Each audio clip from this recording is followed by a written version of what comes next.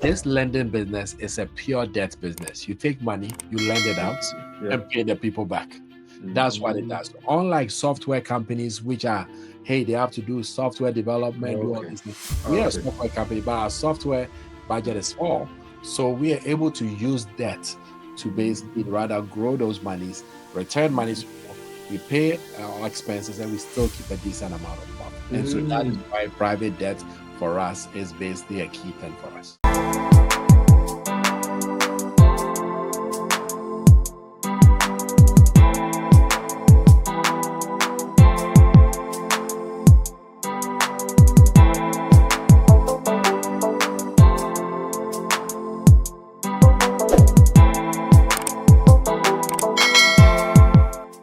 If you want to invest in Africa and have very good, healthy returns, we're talking of returns of well over 40%. Look no further. Talk to Max Ballo. Talk to people who know the ground game, who know what it takes to turn it around and make a profit, to turn it around and have a good ROI. Today, we are very fortunate to have Mr. Akwesi Prepper join us to talk about the landscape in Africa and what it takes to have a very good return, because not everybody who takes money in Africa will return it to you. If you have anything to do with Africa, like I do, you know that sometimes it can be a very, very chaotic landscape. So we are fortunate to have someone on the ground, someone with the knowledge from both the ground and from abroad to break it down and help us understand this.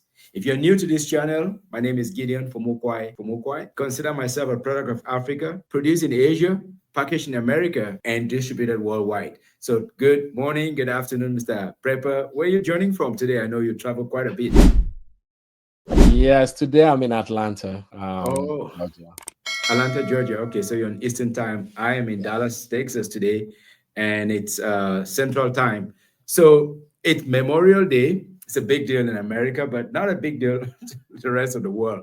So maybe we could start with the landscape of investing in Africa. You have experience of both working overseas and also to some extent in Africa. Tell us, what is the investment landscape in Africa, especially for those in diaspora who may have some resources and they're asking themselves, should I put it in a place overseas where I can see it every day, or can I bring it back to the motherland so that it can help in raising the standards of living or giving jobs to those who desperately need the jobs? Maybe talk to us about that. So yeah, no, thank you very much, Dr. Gideon, for the invite. So first of all, it is not easy doing business in Africa, and for those from the Africa diaspora, you probably know it firsthand. Myself, I came to school in the United States and decided I wanted to, just like most people, I want to do something in Africa. And business after business, it wasn't easy. I remember going to start a business, and whether it was people trying to steal from me, we had a security camera business, and we finished the project, and then they mistakenly paid the installer, and we did not even realize they'd paid us. So we asked them 3 months later, "Hey, you've not paid us?" So we paid the installer 3 weeks ago, 3 months ago. And we asked the installer and said, "Yeah, I used it for my kids' school fees." And he wasn't understanding why I was getting mad. He had used it. That's So it's crazy. that routine. I remember us doing, so this was security cameras. We did that. We did even making plastic bags. We did cooking pots, was one. And we're actually exporting that to Burkina Faso, Mali. That business was going very well. At the peak of the business, the sales guy went to Mali and never, and that was the end of the business. So Oh it my is not God. easy because there's a lot of trust factors. There's a lot of get rich schemes, and Yes. oftentimes that is it. So I made a decision about 12, 13 years ago that, you know what, I was done with this Africa thing. Let me just focus here. So I partnered with a partner of mine, Rajesh, and went to San Francisco. And what we did was go through a journey of basically starting a company from scratch, learning, getting a lot of advice, and we're able to scale. We raised a lot of money, and we're able to do a secondary sale of the business 4 years ago. And so when I did that, I realized the importance of setting a strategic way to basically do it. And so I Mhm. went back and basically started an impact fund, and basically a way that I bring startups, investors, and service providers together to create an ecosystem. Fast forward, we have about 35 companies in about 6 countries: Ghana, Nigeria, Cameroon, Kenya, Zambia, and the United States. And these are people trying to make this thing. I think as a company, our company's total value is well over 100 million in terms of net worth for these companies. So that we've been coaching them because is there right ways to do it. And all over the years, I wasn't doing that. And then that basically also led me also getting into understanding the whole landscape and seeing that how do I basically try to change that landscape. And that was what got me also into Max Barlow. So right now, yes, very thriving. Max Barlow is in Ghana, Kenya, Zambia, and Zambia, Cameroon. Cameroon. Okay. Yes. Wow. So you are beginning to spread your wings. Yes. Now that we got that taken care of, for anyone who is just joining, they know you're not just talking from 35,000 feet. You're on the ground in Ghana, in Yes. Kenya, in Zambia, in Cameroon. Yes. So now we've taken care of that. We'll come back to that. But tell us a little bit more about yourself. Introduce yourself, because you're not a fly-by-night. Yes, you talked about you attempting some investments in Africa, but also take us back a little bit. How you got to be confident enough to say, you know what, I've done this in America, I can do this in my homeland. So talk to us, maybe your corporate career, talk to us a little bit about your personal career, professional development wise. Yes. So I went to school in Ghana and I finished high school. I failed the exact exams. You know, we used to do those O level, A level, those which I don't believe, which I still don't believe. I failed and I took it again and I actually got worse grades than before.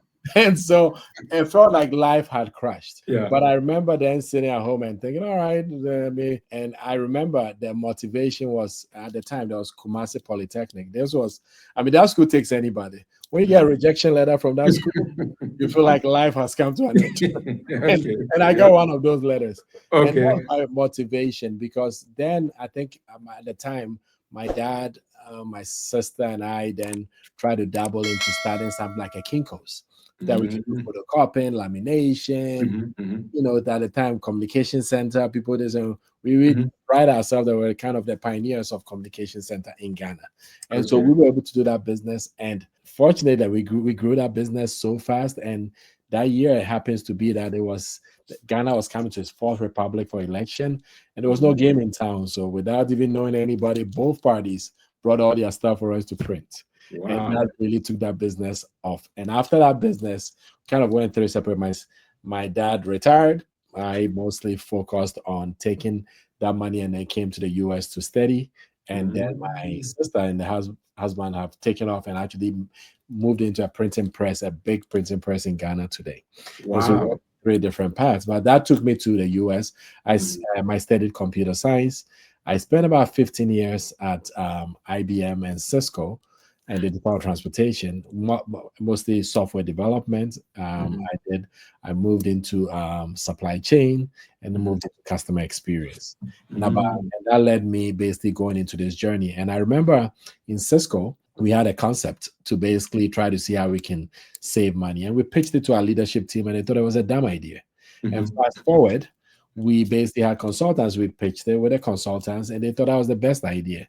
So Cisco went on and executed on this idea. Cisco saved a lot of money. The Bain consulting firm got paid some good money, and my buddy and I got a nice lunch out of it. And so we thought about it and said, oh man, if Cisco is a top 10 and we could do this, why don't we try that? And that was what got us into. And I remember him to ask me, hey, let's do this company. I'm looking at him like, we don't even own houses. What are you talking about trying to start? And we moved to San Francisco and we started a building with 400 startups. There's a lot of learning. Surround ourselves with good advisors. And that was where that confidence led. And in that journey of 8 years, we raised about $68 million. When you raise $8 million, you run out of money 4 times. You learn how to run businesses. So it was those type of experience that built this moment. There you go. That's what I was looking for, because if somebody doesn't have the background, they will not appreciate what you're doing. With Max Barlow and with all your partners, you are a product of a similar system wherein you know what it takes to go out there and hunt, to go out there and fish, to go out there and find something to eat. Because when you did that, it felt good when you were able to get results. Yes. And today it appears you and your partners at Max Barlow extending a hand to other entrepreneurs and telling them, I've been where you are. I know what it takes to fish. I know what it takes to hunt and kill. I can help you get something if you're hungry enough. Yes. So tell us about some of the recipients Yes. of some of the debt financing that Yeah. you are already giving to African entrepreneurs. Who are these guys? You need to pull the curtain a little bit. I want to see their faces. Who are they? Are they real? Are they genuine? Are they going to keep their word? Or are they like those that would collect the payments and disappear the next day? And maybe the people in diaspora who are pumping some money into your coffers would be like, what happened, Mr. Akwesi? What happened? So tell us about, who are these guys? It's interesting you bring up, and thanks for that, because for me, just like Kirsten, how many people here have lent money to somebody, there was no interest and they never paid? I can tell you that almost everybody has done it.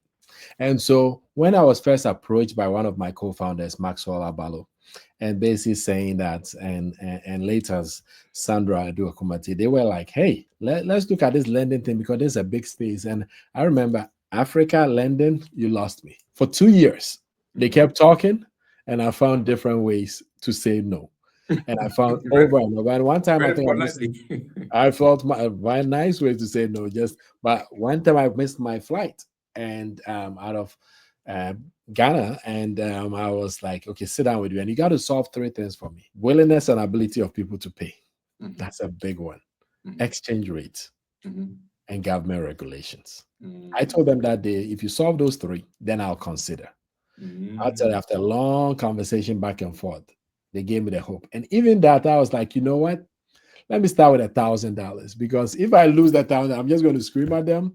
But I'm not going to lose sleep. Your wife is not going to kick you out of the house. You're not going to get into trouble. And it changed. And what we started seeing was, all of a sudden, we found ways that we did collateralized lending. Because like you said, there's a saying in Africa that the mouth that comes to ask for the loan is not the same one that comes to pay. And so you have to this thing. So we have I need to update my book on African anecdotes. The mouth that asks for the loan is not the same mouth that comes to pay. Now, honestly, I've not heard that one. That's definitely fresh. And it is very real. Okay. So they might come and give you all the stories. Oh, when we trust us, we are this thing and this business is going to take off, but they are not accountable. So what I realized was that the only way we could do this, you had to keep something worth more than the money they took from you. And that's what we put in place. So people are able to come to us. Yes, they may want $10,000. Yes, they have to give their car to us for $15,000, $20,000. Now, if you want to run away with my $10,000 and leave me with your $20,000, guess what? Fast forward, our bad debt is 0% since 2022. We have 0. And why is that? Because people want their cars, they want those collateral, and it's worth more for them. So we put it in place. We also channel the in terms of the risk about the government regulations in being multiple countries, so that if things were not working well here, we'll be in other places. And also the currency exchange, we found a way to tie the exchange rate to the interest rate, so that that fluctuation, and we did short-term lending to base this. So once we brought those 3 together, that was when we saw. So who are customers? We focus on wholesale and retail. So for retail, we are doing something called capital facilitation as a service. What do I mean by that? You've heard software as a service. Yes. What we're doing is that, imagine you as a business, you never have to spend any working capital, and you come to Max Palo. So what we do is that somebody's making plastic bags. We give him money, or him or her money, to buy the raw materials. They basically are manufacturing 3 to 4 months. They sold it and they're paying us. And then they come to another facility. So we help businesses like that. We also, so we do a lot of my businesses. Sometimes they're even selling rice or yam or something. They would use us to buy their materials, work with it, basically pay us, and basically revolve. And so some 40% of our customers are basically revolving around our working capital. And that's our retail model. And wholesale, in which we do in Ghana and obviously outside Ghana, we focus on microfinances, microcredits, and cooperatives. And we give them working capital, and then we let them have it for 12 to 18 months. And then they are paid slowly, where they can help more people. In that case, we're able to reach a lot of people, because our big vision is that by 2035, how do we lend $1 billion a month in 30 plus African countries and force interest rates down?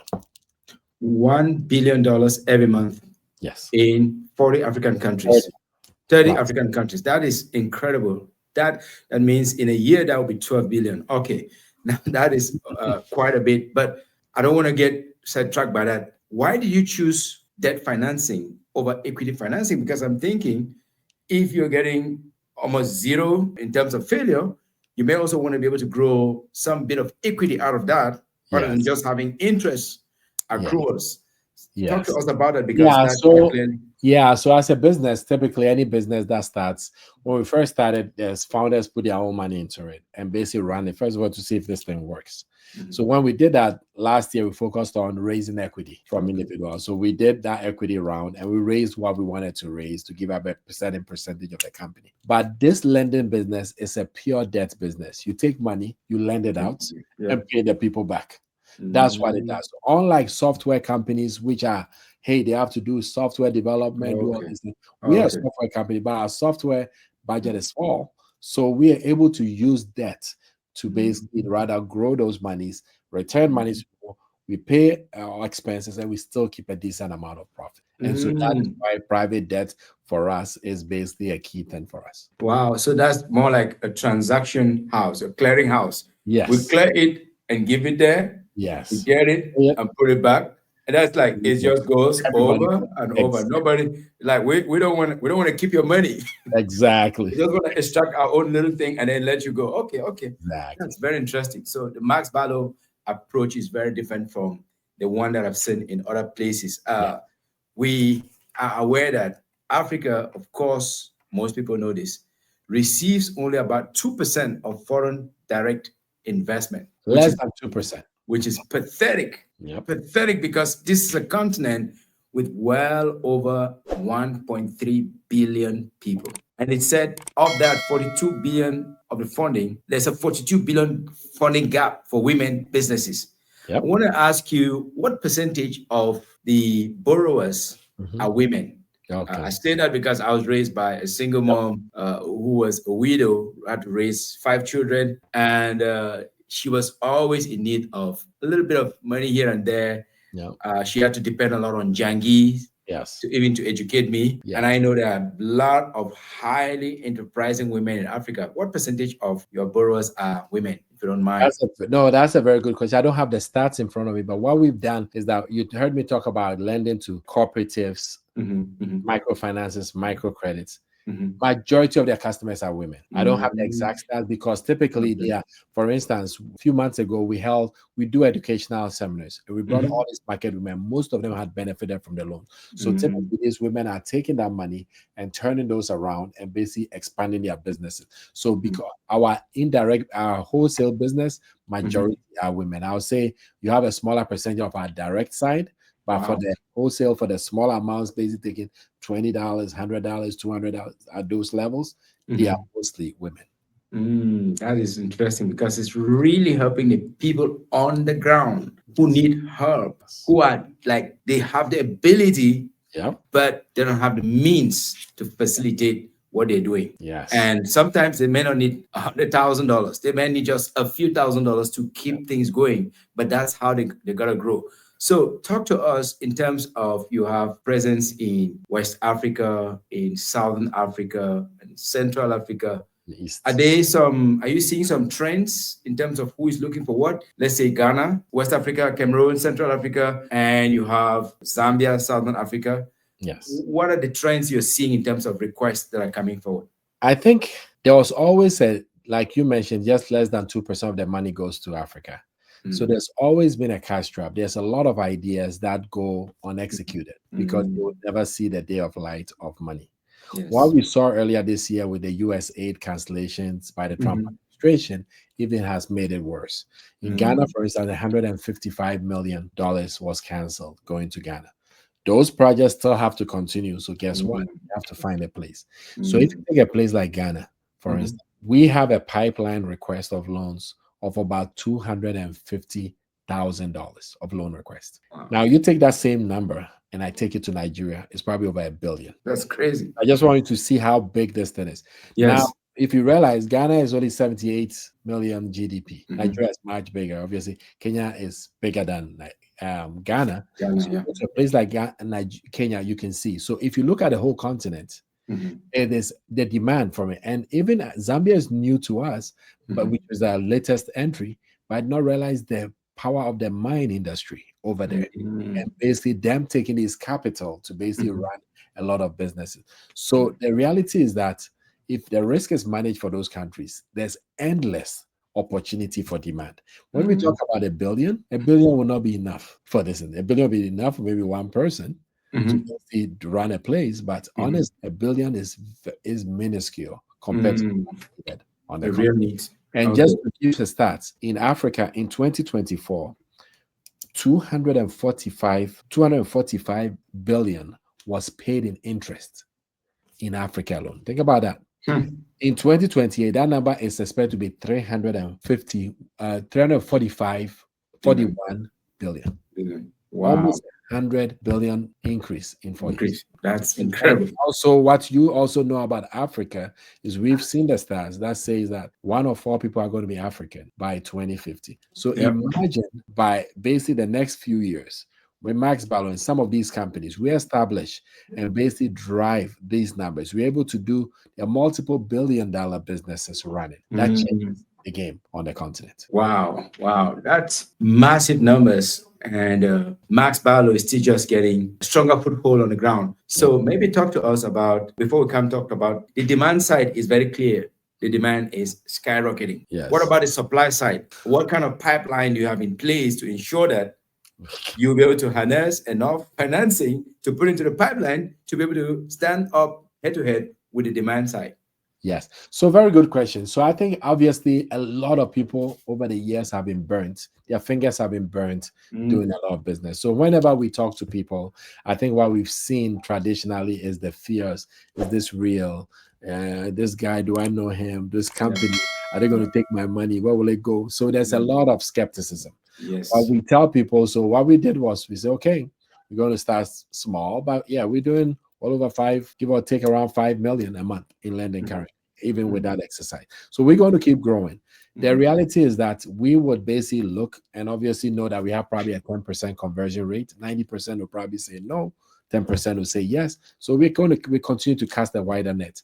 Our goal is that once we get past a certain, let's say we're able to push it, we already have about 5 million. If we get to 10 plus million, we start talking to impact funds. And with the impact funds, we're able to get 25 to 100 million at a go and basically use that. So we are a very profitable business, and we believe that the impact we are on would make it big. So we are going to find a way by hook or crook. Might be slow sometimes, but I can tell you that we want it because let me just give you a stats.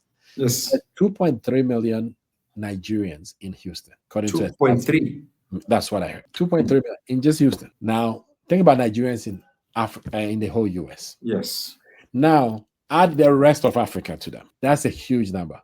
Yes. Even if we got 100,000 African diaspora people to contribute an average of $10,000, that's $1 billion. When we come together, we can change this continent. Yes. Those are the things that we are starting to build, but it takes a minute. So you have to crawl, walk, run, fly. Yes. We believe that we will get there one way or another. Yes, the demand will be way outnumbering our supply, but I think those are things that people get to forums like this, people hear about this, they want to talk some more about it. We are always open to chat on it. Wow. The demand is skyrocketing, and based on your statistics, the diaspora, only based on one country, we're not talking about the entire African diaspora, is significant because you recognize that not only are the Africans who grew up in Africa interested in Africa, but there's also a desire to reconnect with the motherland by Africans from the Caribbeans. Yes. And so in that light, I want to ask you, is Max Barlow making any effort to reach out to the larger African diaspora? I'm not talking about just those that grew up in the continent, but those from the Caribbean, those from the Canadas, from the UK, and yes, to some extent, Middle East and Asia, because those may also have very deep pockets. And I've been privileged to live in Asia and see the quality of Africans that we have there. They're not your regular Joes that you may have down the street in Miami or Houston. Not looking down on anyone, but I'm just saying that those that go to the other parts of the world, the Japans, the Singapores, the Malaysias, they're equally a force to be reckoned with. And yes, so is the case with Caribbean. So my question is, are you spreading your net wide enough? Or would you be needing some extra mouthpieces, like my humble self, to Yeah. spread that net wider?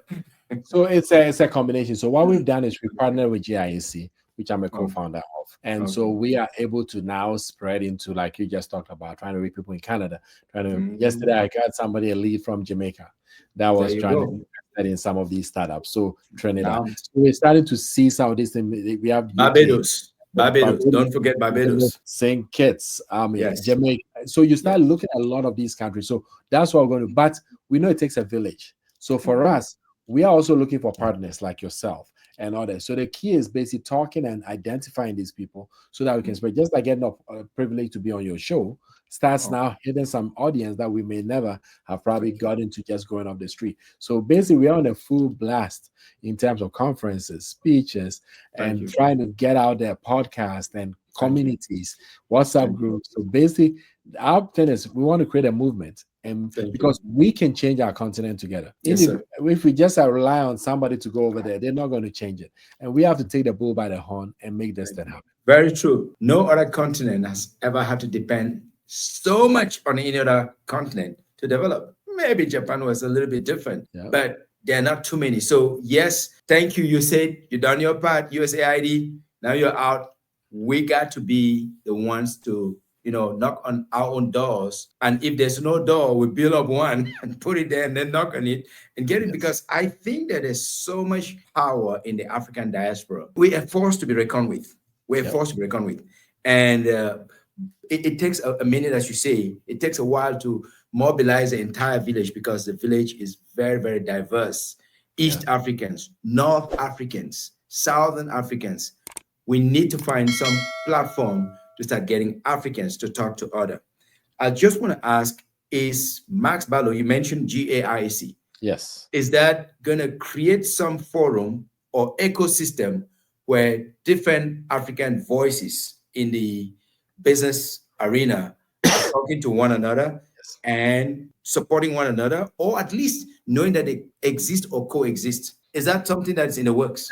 That is exactly what GIC on, and we actually revamping to I call our GIC 4.0. And what we are trying to do is basically now start looking at investors. So obviously we've started taking people to Africa. We are going to Ghana in October. Next year we want to target Kenya or Zambia. We're going to start rotating into these African countries, and then we start spreading. So those education forum is a big core thing for GIAC, and basically looking at how we grow that pie. So that's basically because, to me, what I found out even was that just from a few countries, African countries, they sent over $100 billion home, and those monies were used to buy Fanta, pizza. There was Coca-Cola, no investment. Coca-Cola, yeah, nothing. Coca-Cola, but Yeah, we were able to send that money already. And so think about it. Even if 5% had of gone that. in there, it replaces all that USAID money that you're talking Yes. about. Because that USAID money was 155 million. That's all it Yeah. was. Yeah. Ghana. Every country was different, but I bet you when you add them all up, it Yeah. was maybe a little over $1 billion. The money we sent was way more than that. And that wasn't used most of the time used for any investment. It was just used for parties and Exactly. Fanta. So when this is well channeled, it's Yeah. going to be something so much bigger. Now, here's a question. The lending framework in Africa or in the West, let's just do a comparison here. It's not critical. It's always been prefaced on the fact that predicated on the fact that we got your lending history, we got your, your credit history. And so in vast part of Africa, there's no such thing as lending history or so. However, the social norms to a large extent have always been historically positive in the sense that if you give your word, you have to stand up by your word. So my question is, what are you going to be doing besides collateral to ensure that if somebody takes a loan, if it's a Zambian, they keep their word? How can I be so sure that a Nigerian is going to keep their word, a Cameroonian is going to keep their word, a Somalian is going to keep their word? And again, nobody should take this in a negative way. I'm just saying that there's still some nice nuances about every single country and every single No, region in Africa, because some people are very suspicious of West Africans. no. So I tell you, a lot of, I mean, I can speak for Ghana. I've seen it in Kenya. I've seen it in Nigeria. Some people go in for loans with the intent of never paying. They That's very go sad. in, they walk into a room with the intent of never paying. That's very bad. And so you would notice that in the early days of microfinancing in Ghana, it rose and fell. Let me give you an example of why it fell. People were doing one-to-one. The collaterals were one-to-one. The reason I went to 1.52. So let's say I come to Ghana, right? I ship a car to Ghana. I want to sell it. I've been in Ghana for a month. I can't sell it. So I go and take a loan and take the car. They take the one-to-one. What the lender did not realize, I was selling him the car at that time. So I give him the car as collateral. They give me the money. I've sold them the car. So they say, hey, I'm going to keep you sell your car. I say, go ahead. Because there was no incentive. They always wanted to sell their car. So a one-to-one did not make sense. People would go and rent cars at Hertz and show up and say they're traveling. They just give you a paperwork, kind of do it. We'll do it on Monday and stuff like that. You give them the money. And the next thing Hertz shows up because they have a tracker in the car. So there were all these. So a lot of times, to your point, is that people don't do. So at Max Barlow, our focus is checking your ability, willingness, and ability to pay. So we try to understand your business, try to understand your cash flow, what's coming in, how it's flowing in. You tell me you want 10 million CDs, and you've never seen 10,000 CDs flow through your account. It doesn't add up. Not from us. You're not going to get that from us. Use it for a party. So you got to go take that from your godfather, not from us. So we try to check history of this. So they might be by basically connecting the bank statement to the business they are running, what they are getting, and basically seeing that flow is a very critical. And if you pass that, then we even go to the collateral. So we make that the first. So some people may have the collateral. People have come to our point with 10 nice cars and everything. We still don't take you because the chances of them getting pain is still small. So checking what you've done and basically doing that piece is the critical piece. I think also a lot of people have taken advantage. People are paying 7% to 10% a month in interest. That's just not sustainable. Think about that. If someone's paying 10%, that's 120% in interest. You can't run a business that way. So what we have to do is over time figure out how we basically try to reduce interest rates and to make it work. Okay. Wow, that's interesting. So for someone who is in the diaspora, they've been burnt a few times. Now they say, you know what, Max Barlow is different. And they're really serious about putting some money in. Talk to us about, or look at them straight in the camera and tell us, if you give us this is what we can potentially give you after a year. Yes. If you give us that, that's what we can give you. Look into the camera and talk to someone, because there's a nurse out there who might want to do this. There's a doctor out there. There is somebody, maybe a preacher, even preachers, why not? There's someone out there working in a warehouse and they know Africa is home. Yes. And they are doubting, will I be burnt again? So talk to them. If you give me this is what's possible. Yeah. So the good news for us is that straight up is that we're able to get a decent return on the monies. We get over 50%. So what we've done is we've carved out 10 to 14.5. So if somebody does under $50,000, they get 10% a year. We pay that quarterly, by the way. So we pay quarterly and it adds up to 10% a year. And that's what you get as a return. If somebody does 50 to 99,000, we're able to return 13.5% on the dollar a year, paid quarterly. Those come into your bank statement because you put your information in there. You sign a agreement in terms of like you're lending us money, and you sign that agreement. And that allows you. And then if somebody does over 100,000, it gives you 14.5% a year. So basically 10%, 13.5, 14.5%. And the good news is that the monies we're getting is significantly higher. So paying expenses and even still the profit we have looked at it. And how do we guarantee that? Is that we guarantee with the collaterals we are taking on your behalf on the land, so that we make sure that no matter what, we still get our money. Whether his car is liquidated or is basically worked to pay, you are basically getting it. The SEC doesn't want us to use the word guarantee, so we can't say the word guarantee. But I can tell you that it's pretty much getting 10 to 14.5% a year paid quarterly for you. Okay. 10 to 14.5% paid quarterly. That means annual amount paid quarterly. Yeah, so if you multiply that by 4, it's almost well over 40%. Yeah, so if you think about it, so 10%, That means let's say you get 2.5, 2.5, 2.5, 2.5. That's 1 year. And so think about 4 years. Yes, it's 40%. If you look at 40 and a half, that's technically at 15. 4 years is 60%. So that's what we do, and it pretty much gives you that return. I see. I see. Very interesting. And I can say, all right, this is something that because of the significant success that you've had, it's a different narrative. Yes. It's a new narrative. Yes. And what Africans need is a new narrative, that something is different, something is changing. I think most people want to believe in a new narrative if that narrative is proven. Because look at the people were marching all over the world for Captain Traore. Why? Because it's a new narrative. Yes. It's not like he was a special human being, but he came up and he found a way to identify and execute in such a way that people start to believe. So what I'm seeing here is this is a new dimension.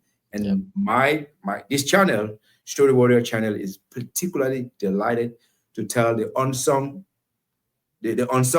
hero story. Why? Because it's an untold story. That's why we love the Max Barlow story, because it's a new story that is going to give our people the possibility to believe for the first time that this is different. So in the midst of all of what is going on, there are some upheavals on the continent. There are some breakaway factions within ECOWAS and all of that. My question to you is, what are the challenges on the ground in terms of getting this message across all continent, across the entire continent? What are the challenges on the ground? So I think the key is obviously registered as a US company on purpose. Okay. And then you choose some countries to do either entity or partnership. And so by doing that, you know how to manage the different countries at the same time. So whether today is Ghana, we talked about it, that we strategically stayed in West, East, South, and Central Africa on purpose. I see. So we've positioned ourselves that way. So if, let's say, Ghana got haywire, then we're pulling and we are in this other country. If we are, then we'll start spreading. So the risk obviously is typically that piece. We've also been very, very focused on the private sector. So we realize that the government sectors, their payments history, they take their time. Somebody wants you to pay them to pay you. So we focused on the private sector, which the private sector is so big, and the unbanked is so much. Because what I tell people is that the beauty about this is that imagine making money and driving impact. That's the message we are trying to drive, because the impact that money is driving, the number of jobs we save on a monthly basis, even with the amount we have, is a lot. Now imagine those numbers extrapolated to that 1 billion number. And what it does for the continent. We've seen entrepreneurs created. We've seen businesses pick up. We've seen jobs saved, jobs created. Those are the impacts. So for us, it's more diversified in such a way that we have enough dials to move things around so that we can keep it going, versus just here, and when everything happens, it falls apart. Okay. Now I see.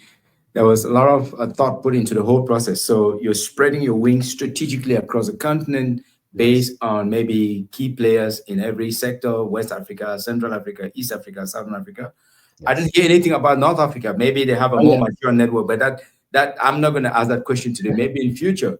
But what I want to check here is in terms of the registration. It's in US. What is the headquarters? So we headquarters in the US is basically the company that has the investments and also that. So anybody who is investing here in the US. When you go to Ghana, the entity in Ghana, which runs, so they partner, and then the entity in Ghana that we own basically specifically runs the lending in Ghana. Then the one in the US also then supports the other countries. So because we don't have entities there. So we want to try those markets, see maybe Cameroon is the next thing. So, hey, okay, let's go in there. Or maybe Nigeria is the next thing. Then we go in there. So it's more starting a little bit and kicking the tires in these countries to determine where do we put an entity next. Okay. So for somebody who wants to invest out of US, maybe they're in Canada, I don't know if that's possible, or they're in Japan, or they're in Singapore, or they're in South Africa, they want to invest. How do they contact your US investment office to be able to invest so that these funds would touch their cousins, their nieces, their nephews on the continent. Yeah, so it's simply basically, and I'll let you share my contact after that. It's Yeah. akwsi at maxbalo.com, quasi at akwesi at maxbalo.com. You would basically reach out and we'll get the right people to actually double click on you. And the process is very simple. We do provide what we call a private debt agreement. So the Right. private debt agreement is something you sign, we sign, and basically it's showing that these are the percentages you get, these are the amounts, these are the times you pay. Your money starts 3 months after you invest and basically goes clockwork. And that's what we basically do. So you reach out to us and we're able to sign you, because what you do is that there's nothing better than actually making money and driving impact at the same time. Yes. And Yes. that's why we are unlocking. Where Yeah. yes, you've contributed money to charity in the past, there's no returns on those ones. You did it out of the kindness. Now imagine you transforming a continent and Yes. having the opportunity to still make 10 to 14.5% every year. That is very interesting. I know fintech is hot. Fintech is so hot. They say about 60% of the funding that's generated, I don't know, through VCs, through all kinds of different buckets across the continent, that 60% of that tends to go into fintech. Are you Yes. having any demands from fintech entrepreneurs? From I'm just curious. Is Yeah. fintech still the same hot thing it was, or is it It- cooling down? no, it's still hot. There are three hot things right now: Mhm. AI, AI, money movement, money, money okay, money movement. movement, like And Western Union and all that. no, that's currently the wave, the monies that we transfer around the Okay, world, the cash okay, apps, okay, those okay. things, that family of things. So that Yeah, fintech side of things, yeah. and then lending, credit. Okay, so Those are the three hottest right now. Just to no put in kidding. perspective, Mhm. JP Morgan just moved 50 billion to lending from the other businesses. Wow. Uber, DoorDash and Uber Eats now are doing Eat Now, Pay Later. No kidding. They have moved there. Didn't know that. Exactly. And so the credit market Yeah. is so big and growing so fast. The Mhm. beauty about it is that we actually we have an AI platform. So with the AI and the lending, we're able to bring Mhm. those two together.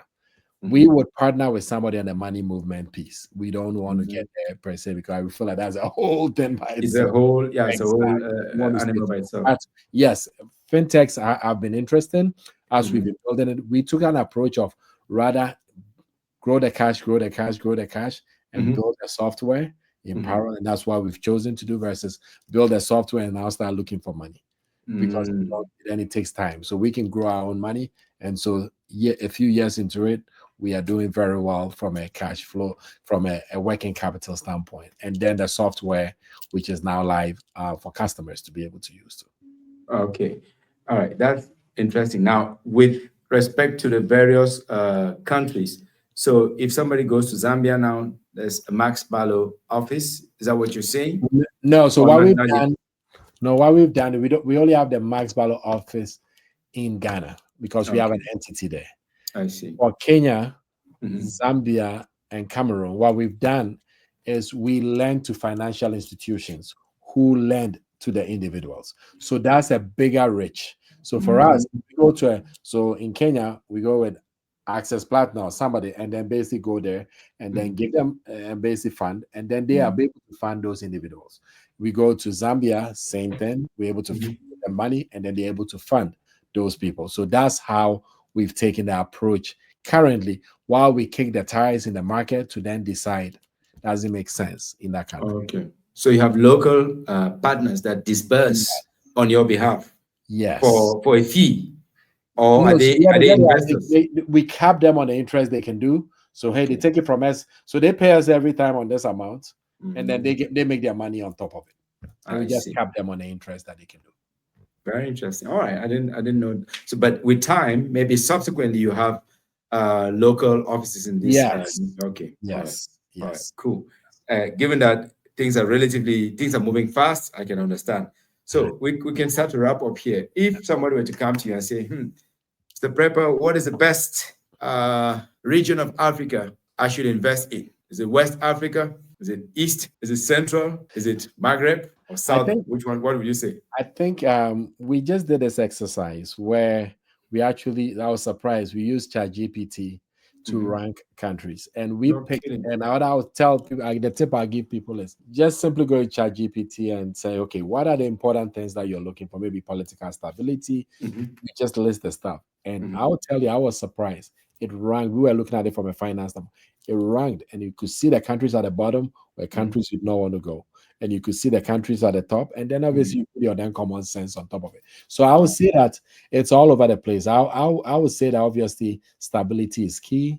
Mhm. Watching the currency is Mhm. another thing you want to kind of keep your eye on, because if Mhm. you're making money and it's devaluing every time, it Yep. feels like you're pouring water into a cup with a hole. Exactly. It Or you doesn't. have a cup with a lot of holes in it. Exactly. It just goes down, and so we'll be pouring the water all day. So you Yeah. want to check that. You also, honestly, a lot of this business, the remote piece doesn't work.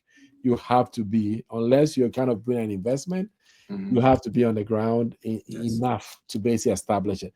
Also, the challenge is that if you let cash touch people's hands, Mhm. like I was telling about my installer, who Yeah. used it for the kid his school fees, Yeah.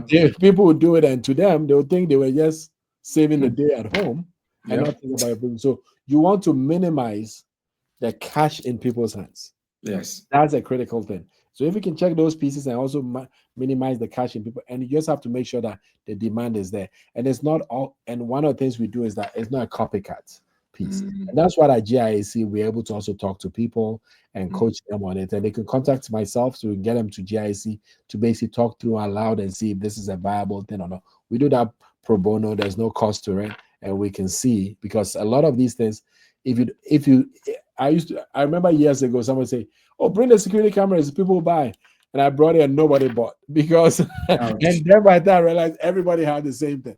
When you do a business that everybody can do, you're not going, because we as Africans, when we hear there's money here, Mhm. everybody rushes there. I tell people it's like the kids playing soccer. When the Mhm. ball goes here, every kid Everybody. Yep. runs to that side. Yep. Yep. And so that's what we do. So we just chase the money. So you have to be unique. The Okay. business has to be unique before it's, and I just ask people to also think ROI, return on investment. Don't Yes. just say I'm building a big house and I'm not gonna get anything out of it because I just have a house. So those are Mm. things that we try to do. Wow. Okay. Now, that question, the answer was, it's like a word to the wise is sufficient. That any viewer should make up their own mind. Is there a favorite book written by an African about investment opportunities that you may want to recommend? I think I have not seen one yet, but I know some are there, and we need to start doing more of that. I will show some different people from other countries that wrote this book that I have. What's Play the name? bigger, Play. play it bigger. Oh, And what interesting. this book talks about, how to create a category Mm. for your business. And the reason is that what the book talks about is Who's the how, author? Maybe mention the name of the author. That way. yes, so it was a few of them. It was Al Ramadan, Dave Mhm. Peterson, Chris Lockhead, and Kevin Money. Play It's the bigger. Okay. way I'm bigger. That's the only one you're going to find out there gonna with go look four up. authors. But what it does is creating a category. It talks about how taxis were there and Uber came and created a category for Yes, themselves. sir. It talks Yes. about hotels were there and Airbnb came and created a category. Change. So it Thank you. talks about if you're just going to join and be another taxi driver, Yeah, you are only going to grow this much because you're going to fight for 20% of the market. Why that's don't right. you join and be the top one or two and do 80% of the market? Mm. So playing bigger has you kind of thinking. It also unleashes you on today. We often are building it with artificial barriers on us. We've Yep. created ourselves like the fish tank. We only go so far because that's all we know. But honestly, the sky is the limit. And what Yes. this book does is that it helps you think much, much bigger. And it Wow. helps you. And those are the fundamentals that we've used, whether it's at Level Data, my previous startup, at Max Barlow here, and other Mm. previous this thing that you stay with that goes a long way. No wonder you had it right on your desk. It's Right, right here. It doesn't right matter. by your I desk. look at it Okay. every Believe day. it or not, it's the first time anyone has played and has shared that book title with me. But the concept, I've heard the concept, but I am absolutely going to get it today because I know even this might someone might think, oh, this is just a podcast. No, this is more than just a podcast. Yes. This is a media Yep. organization that Yep. we are cultivating and want to Yes. make sure that it serves 1.3 billion people and beyond. So another one, Mr. Prepper here is, this might be a little tricky one. You go to an event in Atlanta. I know a lot of good eateries in Atlanta, and you go to the table. There's jollof rice from Ghana. There's jollof rice from Nigeria, from Cameroon, from Senegal, and you know, jollof is a good thing. And you were expecting to see other varieties, but there are no other varieties. Only Yep. Ghana, Cameroon, Nigeria, Senegal. Yep. I don't know about the others. Maybe Cote d'Ivoire. I don't know about theirs. Which one of them are you going to need a little bit before you before you walk away? I have to put my Ghana hat on and have my Ghana jollof. And I know my Nigerian crowd will say no. There, And obviously, that jollof, after Ghana and Nigeria fight over jollof so much, it started in Gambia and Senegal, believe it or not. But I yeah, think we make enough noise between Ghana and Nigeria to yep. claim it. But yes, the Ghana jollof, that's be one that I'll be nibbling on. And a lot of people don't even talk about Cameroon when it comes to it. But I I know. still want to argue very fervently that they're missing the point. They should also check out Cameroon and check out Senegal, because I even gathered the whole concept started from Senegal. Yes, So, and so, and we're so taking the ball, so they yeah, can't. People don't even know that. dispossess them of what their invention. Yes, Okay, yes, okay. yes. Cool, cool, Thank you. cool. I want to thank you so much for making the time. I know how busy you are managing workflows, not only on the Western Hemisphere, but also in the motherland, and you're stretched in many, many directions. So I want to thank you for what you're doing, because this is not just about profitability. There's also a social dimension to it. Yes. I want to applaud you for that. And to also ask all our viewers to make sure they take an interest and observe and ask questions about Max Barlow, because you wouldn't know what's happening until you ask some questions and get the right people to answer your questions. So as you said, they can find you on maxbarlow.com, but Yes. also your email. What's your email once again? AWASI at maxbarlow.com. Akwesi at maxbarlow.com. I'm CEO of Thank, Barlow Group. thank you so much for your time, and we'll call it a day. But this is not all. As more and more people are benefiting from this, we'd like you to come back again and tell us a couple of anecdotal stories and evidence from the continent, who is benefiting, who is doing what, and all of that. Because as Professor Josh Anyite said, the cheaters are on the move. The cheater generation is a generation that he foresaw would change the face of Africa, not the hippo generation. The hippos, they're kind of phasing out, and that's good news for the whole continent. Thank you so much, Mr. Kwesi. I really Thank appreciate you, your Dr. time. Gideon. I Yeah. really, really appreciate it.